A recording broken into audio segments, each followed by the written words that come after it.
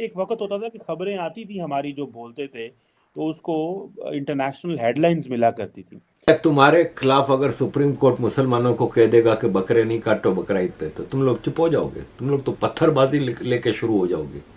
ہندوؤں نے تو پھر کچھ نہیں کیا, چپ چاپ پٹاخے پھوڑے. تو تم لوگوں کو ابھی بہت وقت سہنا ہے. ہندوتو اسٹیٹ بنے کہ نہ بنے,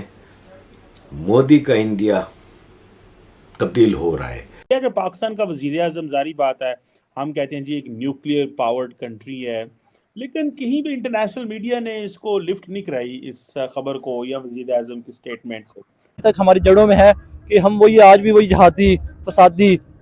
تنظیمی وہی ہم اسی سوچ پہ کھڑے ہوئے ہیں. انگلینڈ نے اسٹارٹ کر کے اپنے مدرسوں میں ایک دہشت گرد پیدا کرنے شروع کر دیے, جہادی پیدا کرنے شروع کر دیے. سر میں دیکھ رہا تھا کہ پاکستان کے وزیر اعظم انوار الحق کاکڑ نے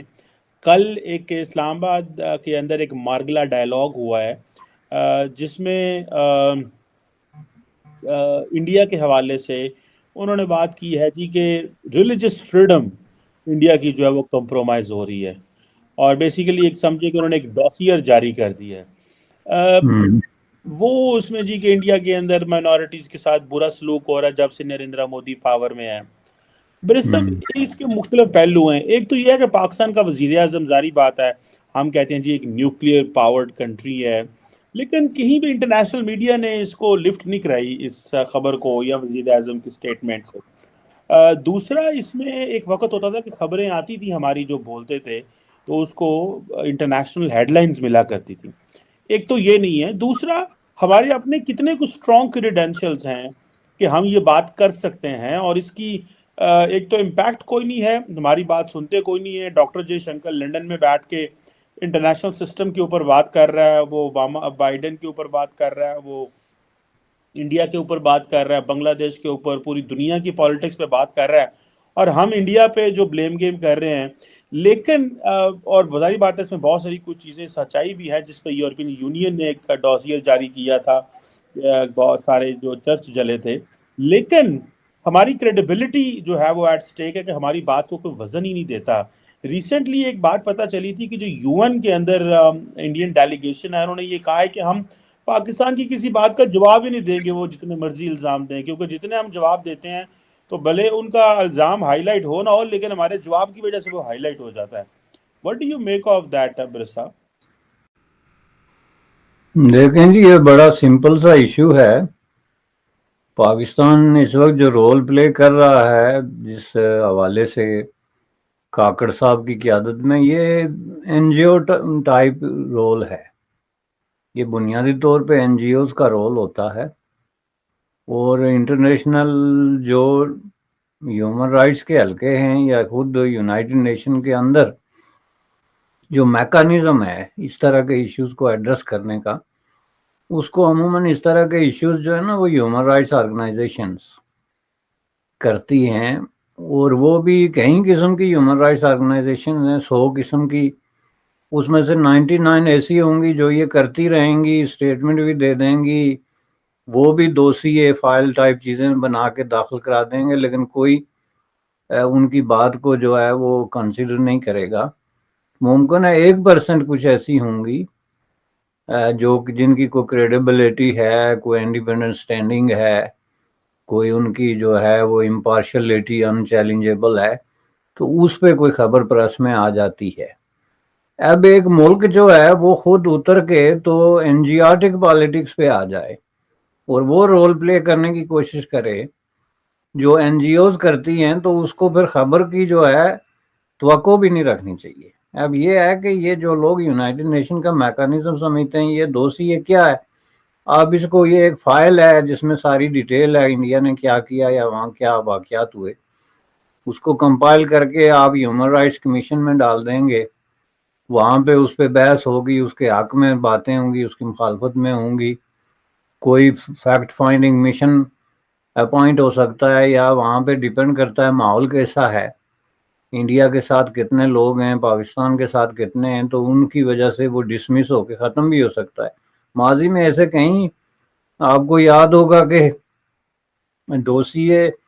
سب سے پہلے میرے خیال میں بے نظیر بھٹو نے اس کا آغاز کیا تھا, انہوں نے ایک فائل تیار کی تھی تو اس کے بعد وقتاً فوقتاً اس طرح کا ہوتا رہا ہے. تو وہاں پہ ایک حال ہے جس کو ہم لوگ جو ہے نا United nation human rights commission کہتے ہیں, اور لوگوں کے دماغ اور دل میں زلزلہ آ جاتا ہے کہ پتہ نہیں کتنی بڑی کو آفتیں وہاں بیٹھی ہوتی ہیں. ایک حال ہے جس میں بیٹھ کے تو 99% تو وقت ضائع کیا جاتا ہے لوگوں کا, آدھے سے زیادہ ممبران سو رہے ہوتے ہیں.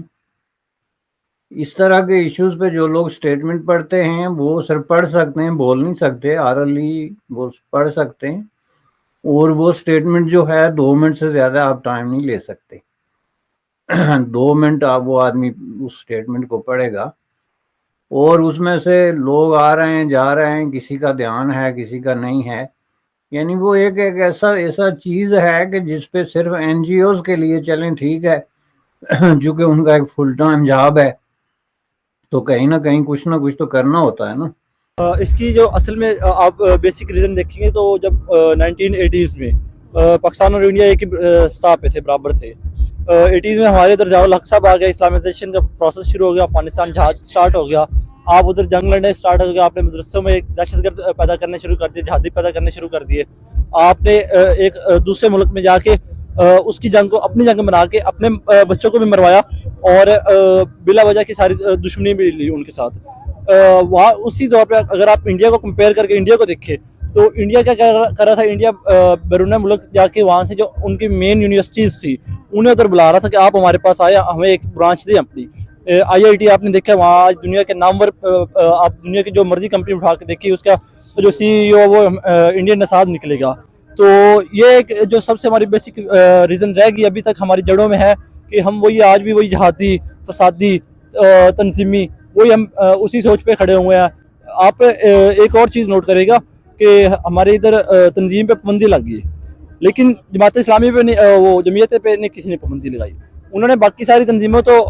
بین کر دیا جو دوسری سیاست میں مطلب جہاں سے لیڈرشپ نکلنی تھی, اور انہوں نے صرف ایک جو خاص اسلامی تنظیم تھی جماعت اسلامی جمعیت جسے کہتے ہوتے ہیں انہوں نے اسے پروموٹ کر دیا. تو اس کا کیا ہے کہ آج اپنی جو سرکاری یونیورسٹیز ہیں, آپ کبھی جائیں ادھر پنجاب یونیورسٹی جائیں, آپ قائدہ یونیورسٹی بین ہوگی ادھر,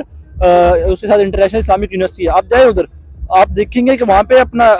لوگ جو ہے ان کی سوچ کتنی مطلب وہ ہے بیکورڈ سی سوچ ہے, اور وہ مرنے مرانے پہ تنے ہوئے, مطلب انہیں